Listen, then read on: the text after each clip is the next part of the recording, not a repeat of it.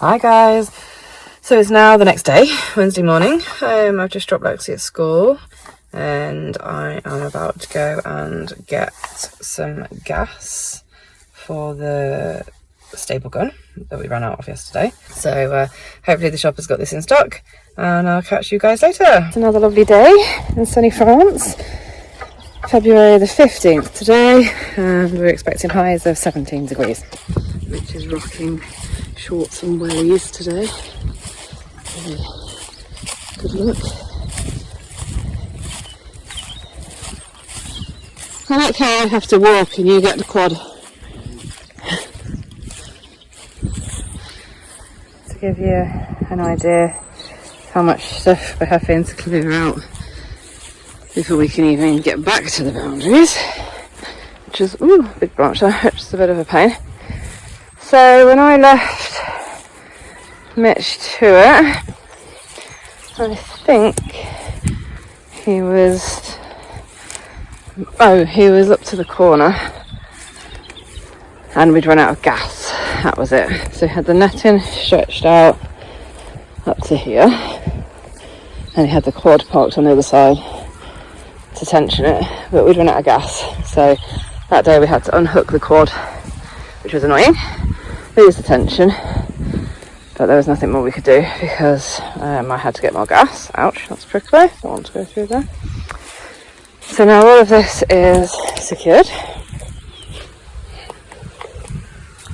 right up into the corner.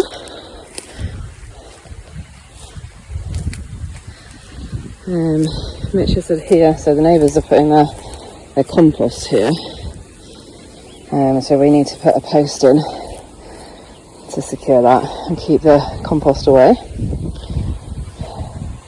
So then, yeah, so yesterday he's carried on along here. He's not only put the netting in, but he's put the electric wire to keep the horses away from the netting. And all the way down here, which I think was a slightly easy section because he hasn't had to cut much out from down here. So I think this was a speedy run. And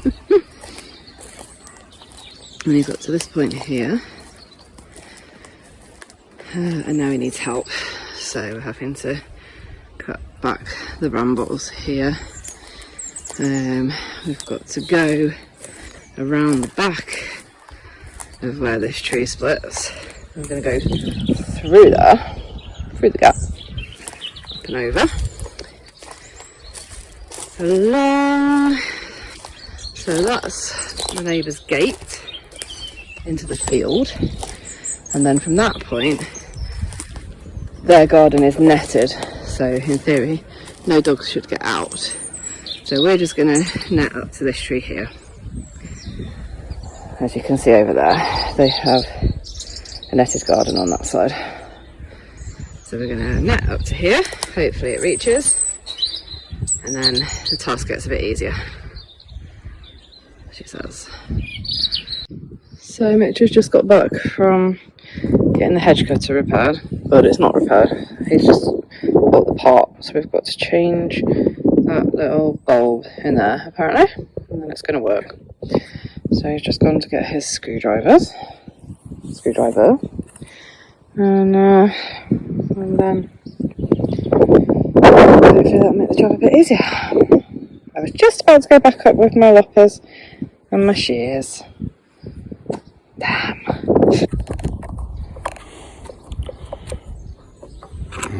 Can't drop the screws.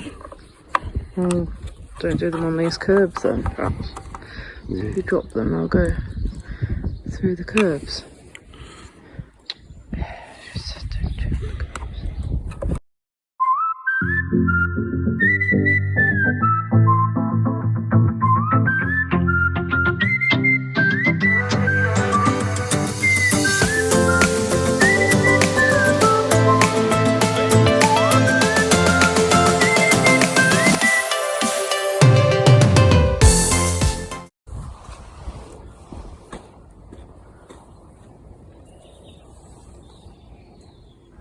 That's the broken bit. It's plastic, it's not really a bulb, is it? And now the new one's fitted and full of, I don't know what, fuel, don't know what it is. So I've got to cross the fingers that that solves the problem. So we've cleared the brambles and the hedge up to the tree so the netting can get there. And now we've got the quad in place because he used the winch of the quad to tension the netting.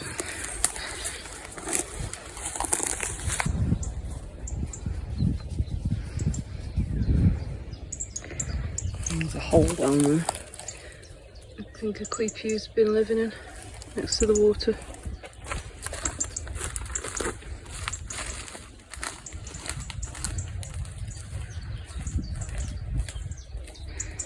So the hedge cutter worked, and next we've got to cut all that back to carry on with the barbed wire then.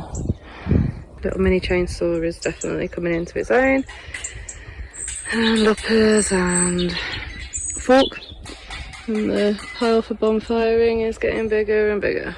Let's hope it's nice weather on Saturday because it's supposed to rain on Sunday.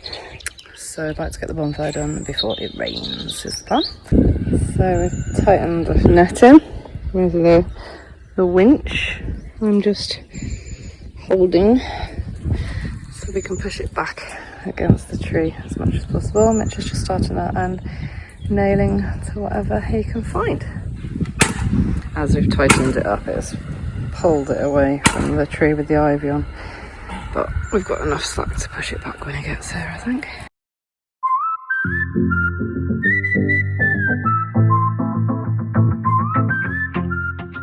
You can see where Mitch and Lexi are now.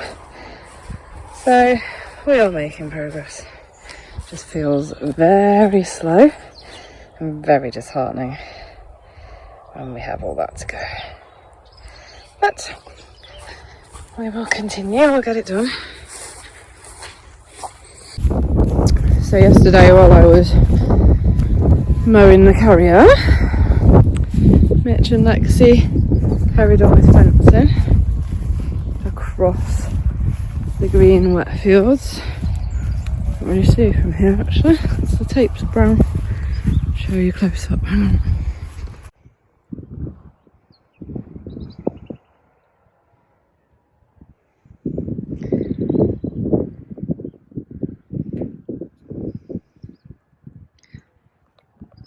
I think we might have to wait a few days before we put the horses in. It's supposed to pour down tomorrow, isn't it? It's going to make it even wetter. I don't know, I think eating it off. Help it dry. Yeah. Need Roxy ready, they don't mean to move those three. Why? There's 3 of them. So the weather is stuffy in play a little bit at the moment. We've had all this lovely weather and kind of as expected it's taken a turn back to winter, and we have a lot of rain due over the next 4 or 5 days. 90km/h winds, 90 and 100% chance of rain, and it's actually started early unfortunately. We were just in the field using the trailer that goes on the back of the tractor to collect the stuff for the bonfire. We decided that we're not going to wait, we're going to put the horses in there because by shortening the grass hopefully that will help the wind when it finishes raining. That'll help the wind and the sun to dry out the fields properly. So we're going to put 3 horses in there. So we're not going to bonfire in the field, so we've started to bring, that's 1 trailer load, and we've got several more to go and get. We might just have to go out in the rain and get them so that we can get the horses in as planned. But for the moment, I'm going to go in the dry and have some lunch and then take Lexi to a birthday party, and then we will reassess after that. Essentially, we were trying to get the whole of the greenfield fenced, but it's a really difficult job and we can't just keep killing ourselves all the time. So we have decided to sort of call it for this trip home, as Mitch leaves again on Sunday, and make a circuit